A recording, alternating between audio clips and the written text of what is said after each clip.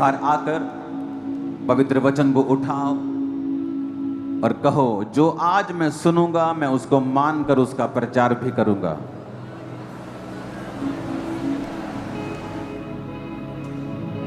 प्रभु, मेरे मन से इस वचन को कोई चुराने ना पाए।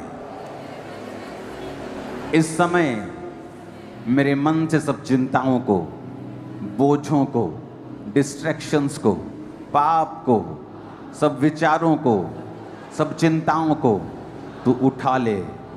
मैं अपना पूरा ध्यान वचन पर लगाऊं और फलों को लेके आऊं। आमीन।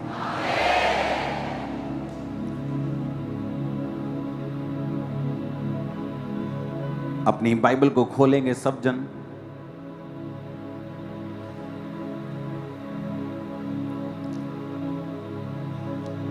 और एक इंपॉर्टेंट मैसेज जो खुदावंद ने आपके लिए दिया है, हम उसे सुनेंगे।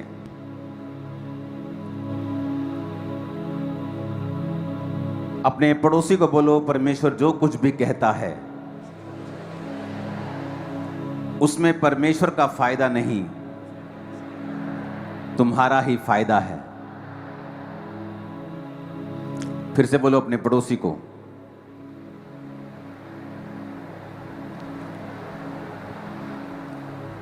फिर से बोलो, जो कुछ परमेश्वर तुमसे कहता है वो अपने लालच के लिए नहीं कहता, उसमें तुम्हारा ही फायदा है। आमीन।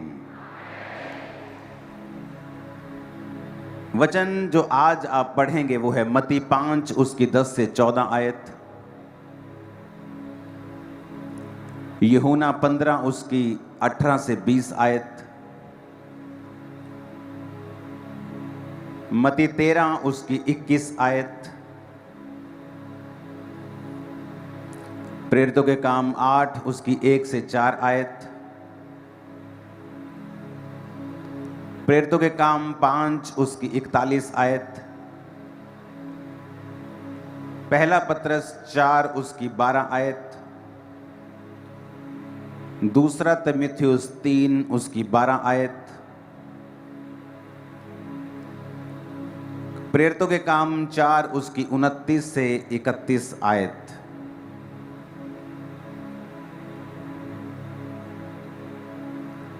मैं फिर से एक बार पढ़ूंगा, आप उसे फटाफट लिख लें और इसको इंटरनेट पे भी डाल दिया जाए एक पोस्टर के रूप में। मत्ती 5 उसकी 10 से 14, यूहन्ना 15 उसकी 18 से 20, मत्ती 13 उसकी 21 आयत, प्रेरितों के काम 8 उसकी 1 से 4,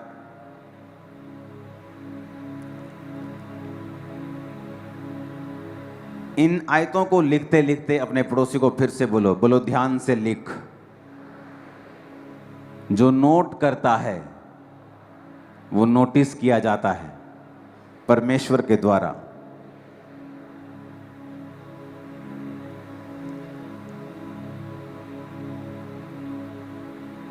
परमेश्वर की सारी आशीषें वचन के पीछे छुपी हैं,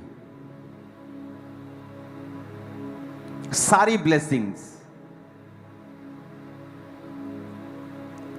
और जैसे जैसे मेरे जीवन के दिन बीतते जा रहे हैं और मैं एक्सपीरियंस करता जा रहा हूं, वैसे वैसे मेरा विश्वास और दृढ़ होता जा रहा है डे बाय डे। क्यों?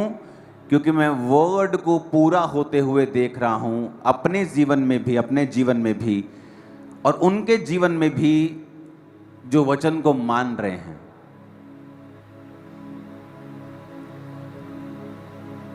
परमेश्वर ने जो मुझे मैसेज दिया था क्रूसेड टाइम, गुरदासपुर क्रूसेड में आपने उस मैसेज को सुना कि परमेश्वर ने कहा कि तुम सबको ये आज्ञा है कि जाओ और सुसमाचार सुनाओ। और ये 1-2 साल पहले की बात है जब परमेश्वर ने मेरे हृदय में ये मैसेज डाला था पुराने नियम से, कि उसने अपने याजकों को बेस्ट दाख रस, बेस्ट तेल देने का कमांड किया था, वायदा किया था कि मेरे याजकों को बेस्ट चीजें मिलेंगी। ये एक प्रतिबिंब था, ये एक आने वाले समय का एक मैसेज था कि जो लोग मेरी सेवा करेंगे उनकी लाइफ में मैं जो ब्लेसिंग्स दूंगा वो बेस्ट होंगी। पैसे वाले लोग भी वैसी ब्लेसिंग्स नहीं पा पाएंगे अपने पैसों के दम के ऊपर। आज इस कलीसिया में मैं एक दो नहीं सैकड़ों शादियों को जानता हूं जो उनके पैसे की वजह से नहीं, परमेश्वर की वजह से उनको अच्छे पार्टनर्स, अच्छी पार्टनर्स मिली हैं। और दुनिया में आप न्यूज़ सुन रहे हैं, करोड़ों रुपए के मालिक हैं, एक लौता बेटा है, फिर भी लड़कियां उन्हें मार रही हैं। और यंग जनरेशन जो आने वाली है उनका मैरिज के ऊपर से विश्वास उठता जा रहा है। मैरिज बुरी नहीं है, लेकिन आज मैं आपको बताता हूं, मैंने ऐसी कई टेस्टिमनीज इस हफ्ते सुनी हैं। जब परमेश्वर आपको ये कहता है कि ये करना है, हमें पता क्या लगता है कि परमेश्वर मुझसे कुछ काम लेना चाहता है, मैं बड़ा फनी खान हूँ जी, मैं तो बड़ा ज़बरदस्त आदमी हूँ, परमेश्वर मेरे पीछे लगा हुआ है, हर बार प्रोफेसी होती है, प्रभु तुझे इस्तेमाल करेगा। मैं ही नहीं मान रहा हूँ, हम बड़े बड़े बनने की कोशिश करते हैं, लेकिन हमें यह नहीं पता कि हम बेवकूफ़ हैं इस मामले में। कभी इस बात की टेस्टिमनी मत दो कि मैं तो हाथ नहीं आंदा सी, रब ने मैनू इदा छुया। नो नो नो, ये टेस्टिमनी नहीं है, ये बेवकूफ़ी थी जो तुम कर रहे थे। एक टेस्टिमनी मेरे पास आई कि आप चाहे जितने मर्जी भले हों, अगर आप वचन पूरा नहीं कर रहे हैं, आप भले होने पर भी आपकी आशीषें उनसे कम हैं जो कम भले हैं।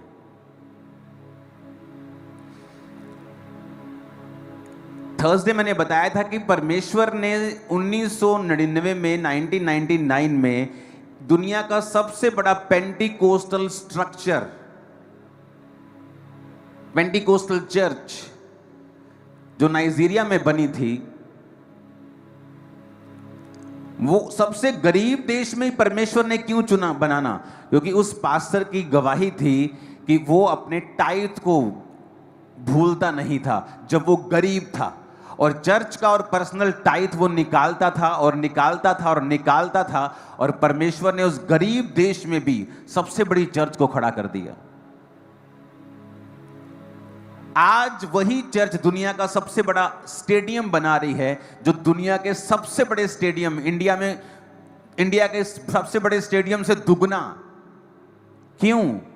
परमेश्वर साबित करता है कि अगर तुम मेरे वचन को पूरा करोगे, कोई मायने नहीं रखता तुम्हारा देश कौन सा है, जाति कौन सी है, परिवार कौन सा है, बैकग्राउंड कौन सा है, मैं तुम्हें किसी भी रीति से कहीं से भी इतना आशीषित कर सकता हूं जितना अमीर देशों में उतने बड़े चर्च नहीं बने जितना गरीब देश में बन गया। अमेरिका में भी बहुत बड़े बड़े चर्चेस हैं, लेकिन बात यह थी कि किसी व्यक्ति ने फैसला किया कि मैं परमेश्वर के वर्ड के ऊपर चलूंगा, और परमेश्वर को ऐसे व्यक्ति चाहिए जो वचन के ऊपर स्टैंड लेने वाले हों, और परमेश्वर उन व्यक्तियों को दूसरों को दिखा सके कि देखो इस व्यक्ति ने मेरा वचन पूरा किया, और देखो मैंने इसके जीवन में असंभव काम किया है। आज उस सबसे बड़े गरीब देश में, आज भी उस देश में आप चले जाओ, आपको 1950 वाली फीलिंग आएगी। आपको आप मेन रोड पे चले जाओ, आपको टूटी हुई दुकानें, मोस्टली 90% 80% आपको टूटी हुई दुकानें, गली हुई लोहे की छतें, टीनें आपको मिलेंगी ऑलमोस्ट एवरी शॉप। यहां तक कि वहां के जो आपको बड़े बड़े क्या बोलते हैं पेट्रोल पंप रास्ते में मिलेंगे, वो भी खस्ता हालत में मिलेंगे। लेकिन वहां पर एक व्यक्ति वर्ड पूरा कर रहा है, और बहुत से लोग उस गवाही से इनकरेज हुए। जब ये चर्च ओपन हुई थी तो लोगों ने और पास्टर्स ने कहा था तुमने गलत जगह पे चर्च ओपन की है, ना तो उस गांव में कोई क्रिश्चियन है, और तुमने शहर के इतनी बाहर चर्च ले ली है, जलंधर के इतनी बाहर है ये कि लोग आ ही नहीं पाएंगे वहां पे। और यहां अब मुंबई से भी लोग फ्लाइट पकड़ के संडे आ जाते हैं, कोई फ्रांस से आ जाता है, कोई इंग्लैंड से आ रहा है, कोई यूएसए से आ रहा है, कोई कनाडा से बैठा हुआ है। बात यह है कि तुम लोग वचन को कितना अपने जीवन में लेते हो।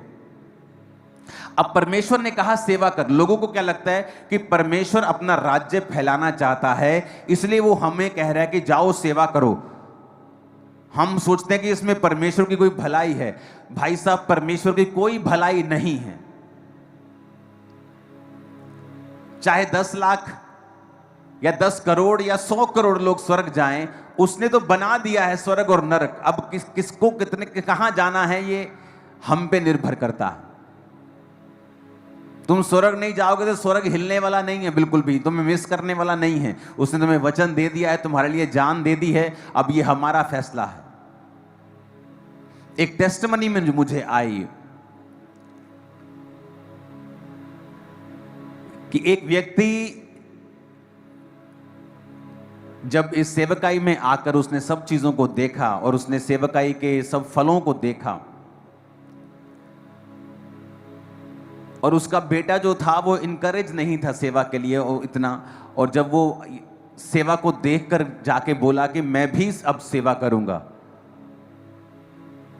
परमेश्वर ने उसके रास्तों को खोला और जो डिले स्पिरिट थी उसे खत्म किया और उसकी जिंदगी में बहुत बड़ा एक काम हुआ जैसे ही वो यहां से गया। सुनो मेरी बात, मैं सब टेस्टिमनी को खुल के नहीं दे सकता हूं, लेकिन आपको समझना पड़ेगा। आप भले हो सकते हैं, आपके माता पिता भले हैं, प्रभु में पवित्रताई में हैं, लेकिन अगर आप वर्ड पूरा नहीं कर रहे हैं और झिझक रहे हैं, कंफर्ट से बाहर नहीं आ पा रहे हैं, तो उसमें क्या होता है, हम ही डिले होते हैं। जब लोग इस सेवकाई में आए और उन्होंने सेवकाई की बरकतों को देखा कि परमेश्वर जो अफ्रीका में करता था, जो अमेरिका में करता था, वो आपकी सेवकाई में बढ़ के हो रहा है उससे भी। लेकिन कैसे हो रहा है हम नहीं जानते, लेकिन ब्रदर ये आपके जीवन में जो हो रहा है ना, ये अद्भुत हो रहा है। ये कैसे हो रहा है? मैं शुरू से ही इस बात में दो मन नहीं रहा हूं कि मुझे परमेश्वर की सेवा करनी है कि नहीं करनी।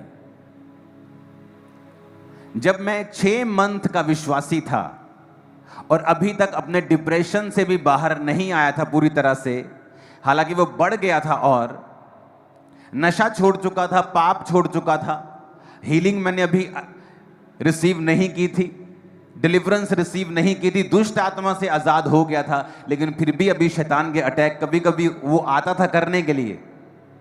और 6 महीने का विश्वासी होने के बावजूद मैं सेवा में आ गया था, लोगों पे प्रार्थना करता था, प्रीच करता था, काउंसलिंग करता था लोगों की। और वही पैटर्न शुरू से मेरी लाइफ में मैंने फॉलो किया है। मैं अपने बिजनेस में हूं तब भी सेवा कर रहा हूं, मैं किसी से मिल रहा हूं तो प्रचार कर रहा हूं, किसी से मिल रहा हूं, किसी रिश्तेदार को मिल रहा हूं, उसे अच्छा लगे ना लगे, मैं यीशु मसीह के बारे में बता रहा हूं और प्रचार कर रहा हूं। मैंने कभी भी ये नहीं सोचा कि लोग मेरे बारे में क्या सोचेंगे या लोग ये क्या कहेंगे, कि हर वक्त यीशु मसीह की बात करता रहता है। आप जब लोगों में बैठते हैं तो रेयरली मैंने देखा है लोगों को यीशु मसीह की बात करते हैं। इधर की बात करेंगे, उधर की बात करेंगे, देश की बात करेंगे, पॉलिटिक्स की बात करेंगे, इकोनॉमी की बात करेंगे, लेकिन जीसस की बात नहीं करेंगे। और इसीलिए मैंने नोटिस किया है कि मेरी लाइफ में जो ब्लेसिंग्स लोगों को 60 साल में नहीं मिलती हैं, वो मेरी लाइफ में अभी से हैं। वो सेवकाई अभी से है। और इमेजिन करो अगर अभी हमने वो पैटर्न फॉलो करके यहां पहुंचे हैं तो फ्यूचर कहां होगा। Too glorious. जो लोग बेचारे देख नहीं पा रहे, उनकी आंखें चुंधिया रही हैं, वो तो अंधे हो जाएंगे फ्यूचर में। जो देखने वाले हैं वो, उनकी तो आंखें बंद हो जाएंगी, क्योंकि ये परमेश्वर का प्लान है आप लोगों के लिए। जब आप फैसला करते हैं कि मैं सेवा करूंगा, जो ब्लेसिंग आपको 15 साल बाद मिलने वाली है, जो डिले में है, परमेश्वर उसको जल्दी और बेस्ट आपकी लाइफ में भेजना शुरू करता है। हमें लगता है कि परमेश्वर हमें चुन रहा है, पता नहीं इसमें परमेश्वर को कितना का फायदा है। मैंने आज 10,000 टाइथ बोया है, पता नहीं आज कितने के चर्च में फायदे हो जाएंगे। इसमें हमारा फायदा है, आपका फायदा है, मेरा। अगर मैं आज मैंने लाखों रुपए के सीड को मैं सोच के आया हूं बोने के लिए, उसमें परमेश्वर का फायदा नहीं है, उसमें मेरा फायदा है। वो मेरे रास्तों को ओपन कर रहा है, वो मेरी लाइफ में ग्रेस को बढ़ा रहा है, वो मुझे वो आशीष दे रहा है जिसके मैं काबिल नहीं हूं। जो आज मेरी जिंदगी में है, जो आशीषें हैं, जो सेवकाई परिवार कुछ भी है, मैं उसके काबिल नहीं हूं। नेचुरली अगर प्रभु को मुझसे दूर कर दिया जाए तो मैं उन चीजों के काबिल नहीं हूं। लेकिन उस सेवा के कारण और उस वर्ड के कारण जो मैंने फॉलो किया है, और उस वचन के कारण जो बाइबल में लिखा है, मैंने उस वचन को फॉलो किया है। मैंने सोचा नहीं है, मैंने ज्यादा सोच विचार नहीं किया है, मैंने सलाहें नहीं ली हैं, मैंने बुजुर्गों से इस विषय में सलाह नहीं की, मैंने पास्टरों से सलाह नहीं की मुझे कैसे और कब सेवा करनी चाहिए। मैंने उसे शुरू किया है। जब तक लोग मसीह में आकर बपतिस्मा नहीं ले पाते हैं, मैं ले हैंड के साथ प्रार्थना करना शुरू कर दिया था।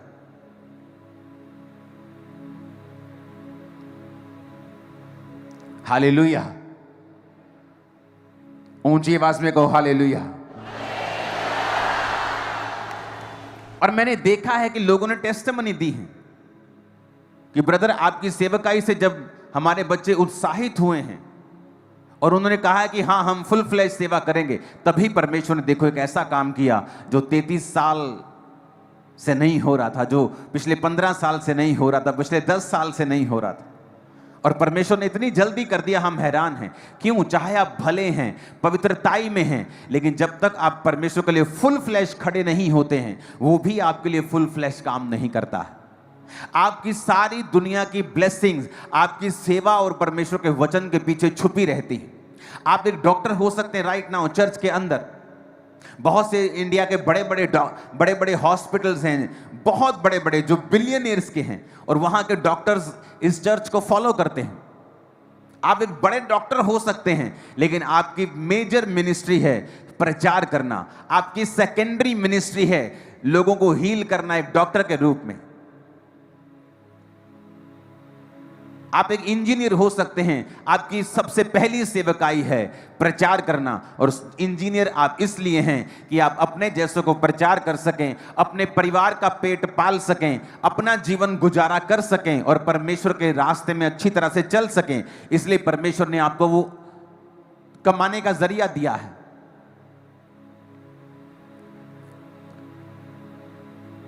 जब मैं मसीह में बड़ा हो रहा था तो इतनी बातें नहीं जानता था। तो मेरे साथ एक औरत थी जो सेवा करती थी, और जब वो सेवा करती थी तो एक बात बोलती थी कि मैं अपनी कुड़ी नू सेवा च नहीं पाना। तब मुझे इतनी समझ नहीं थी, क्योंकि उसे सेवकाई में दुख नजर आते थे, परसिक्यूशन थी, प्रॉब्लम्स थी।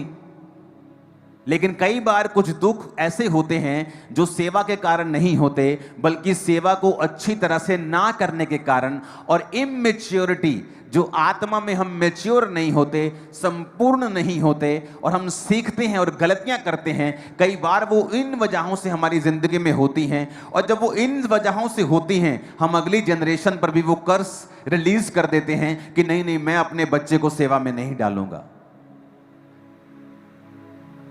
कई बार पास्टर जो खुद नहीं बोता, खुद टाइथ नहीं बोता, खुद बीजों को नहीं बोता है, और वो खुद फाइनेंशियली तंग होता है, और जब बच्चे अपने पिता की ओर देखते हैं कि इसको हमारी फीस कलेक्ट करने के लिए संघर्ष करना पड़ता है, घर का बिल पे करने के लिए संघर्ष करना पड़ता है, और वो ये कहते नहीं हम सेवा में नहीं आएंगे, हम यीशु को तो मानेंगे लेकिन सेवा नहीं करेंगे, और वो दुनिया के और तरीके अपनाने लगते हैं और दुनिया के पढ़ाई करने लगते हैं। और पढ़ाई करना अच्छी बात है, लेकिन उनका जो मेन नजरिया होता है वो ये होता है कि हम सेवा में नहीं बल्कि दुनिया में से अपनी चीजों को हासिल करेंगे। और धीरे धीरे उनकी लाइफ में भी स्ट्रगल शुरू होता है, डिसअपॉइंटमेंट शुरू होती है, क्योंकि वो अपने पिता की ओर देख रहे हैं। और उन्हें अपने पिता की ओर नहीं देखना, सबसे पहले चाहे वो मेरे बच्चे हों या आपके हों या उनके हों, उनको अपने ऊपर वाले पिता की ओर देखना है कि वो क्या कहता है।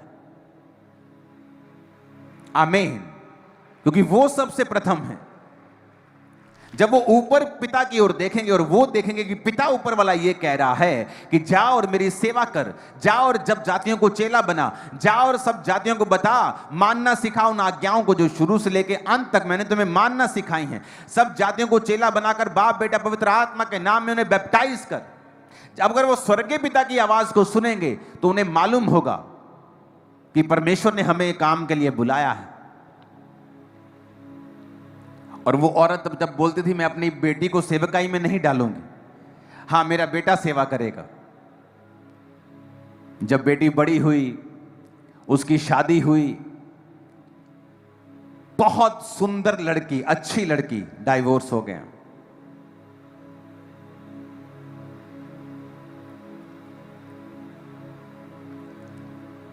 इजरायली कहते, जब उन्हें न्यूज मिली कि सामने के देश में बड़े जायंट रहते हैं, बड़े बड़े ऊंचे लंबे लोग, हम उन्हें मार नहीं सकते, कहते नहीं नहीं असि नहीं जाना उठे। देखो ये देखो भेदिए क्या लेके आए हैं, भेद कि वहां पे तो जायंट रहते हैं, हमने अपने बच्चे मरवाने। परमेश्वर कहता अब तुम नहीं जाओगे, तुम्हारे बच्चे प्रवेश करेंगे उस राज्य में, लेकिन तुम नहीं जाओगे, क्योंकि तुम्हारा अविश्वास ये साबित करता है कि अब तुम वहां नहीं जाओगे। और सोचो, सेम मुसीबत उसके बेटे की लाइफ में भी आई, उस औरत के बेटे की लाइफ में, पर बेटा निकल गया और सेटल हो गया और बेटी सेटल नहीं हुई। क्यों? क्योंकि वो सेवा में नहीं थी। सेम मुसीबत भाई बहनों पे आई, मैरिज प्रॉब्लम। जब आप सेवा में होते हैं आप प्रोटेक्टेड होते हैं, प्रभु आपका एक्स्ट्रा ध्यान रखता है, एक्स्ट्रा ब्लेसिंग आपकी लाइफ में होती है, एक्स्ट्रा स्पीड आपकी लाइफ में होती है, ज्यादा तरीके से, ज्यादा बड़े तरीके से परमेश्वर आपको ब्लेस करता है। और वो चीजें होती हैं जो एक नॉर्मल विश्वासी अपनी लाइफ में हासिल करने में समय लगाता है और समय लगता है, और लेकिन आपकी लाइफ में वो जल्दी होता है।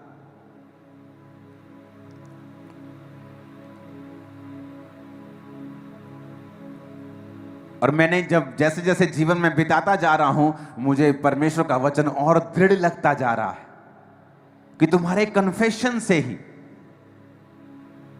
कि तुम 15 साल से, 10 साल से, 12 साल से, 8 साल से एक चीज का इंतजार कर रहे हो, लेकिन जैसे ही तुमने कन्फेस किया और जैसे ही अपने मन को परमेश्वर की सेवा की ओर लगाया, परमेश्वर ने उसी रात रास्ता खोल दिया और दिखाया, देख तूने सही डिसीजन लिया, अभी हेवन खुल गया। सोच जब तू करेगा तो क्या होगा, जब तू करेगा तो फिर क्या होगा, सोच, इमेजिन कर। हालेलुया।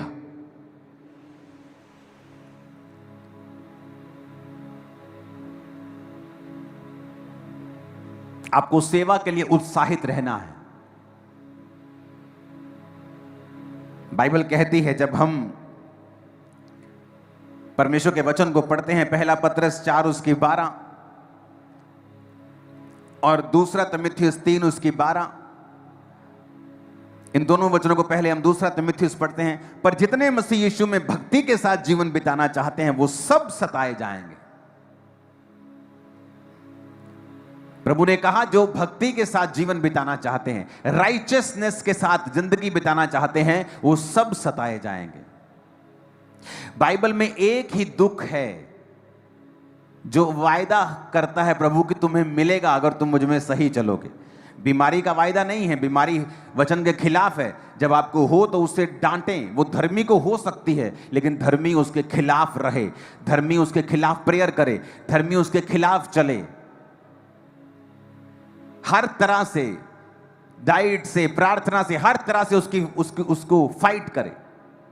लेकिन वचन कहता है मत्ती 5 उसकी 10 और 14 आयत, 10 से 14 आयत में कहता, धन्य हैं वो जो धार्मिकता के कारण सताए जाते हैं, क्योंकि स्वर्ग का राज्य उन्हीं का है। धन्य हो तुम जब मनुष्य मेरे कारण तुम्हारी निंदा करे, सताए और झूठ बोलकर तुम्हारे विरोध में सब प्रकार की बुरी बात कहे, तब आनंदित और मगन होना।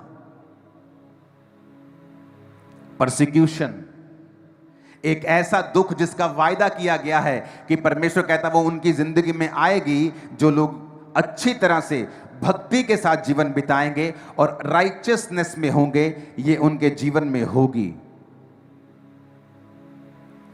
उसने कहा, जब प्रेरितों के काम में 120 लोगों के ऊपर पवित्र आत्मा उतरा, और पवित्र आत्मा उतरने के बाद जब लोगों में काम होने लगा, प्रचार होने लगा, एक एक दिन में 3-3 हजार लोग बपतिस्मा लेने लगे, हजारों लोग परमेश्वर में आने लगे, तो वहां पे परसिक्यूशन शुरू हुआ। लोगों को लगा, लो जी, परमेश्वर ने काम करना शुरू किया था, शैतान ने काम कर दिया। वो शैतान ने नहीं किया, वो चेले वहीं रह जाते और यरूशलेम में ही रहते, और दुनिया तक मैसेज जाता कि यरूशलेम में कोई चेले हैं, उनके पास कोई मैसेज है, वो चंगा करते हैं। तो कुछ कुछ लोग जो जा सकते, जो एक्सपेंस कर सकते हैं ट्रेवल का, वही लोग जाते और वहां चंगे होते और परमेश्वर के सुसमाचार को ग्रहण करते, जबकि ये सही तरीका नहीं था।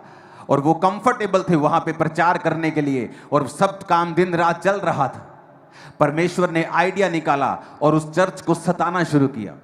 जब चर्च को सताया गया और चर्च के लोग भागे, जब वो भागे तो वचन कहता है, वो जहां जहां भागे, वो जहां जहां गए, वहां वहां सुसमाचार सुनाते फिरे। और आज तुर्की से लेके, यूरोप से लेके, उसी यूरोप से ऑस्ट्रेलिया में लोग गए, उसी यूरोप से न्यूजीलैंड में गए, उसी यूरोप से अमेरिका में गए, उसी यूरोप से कनाडा में गए, उसी यूरोप से बाकी कई देशों में गए, और सब जगह आज क्रिश्चियनिटी नंबर 1 पे है, लोग क्रिश्चियन हो चुके हैं।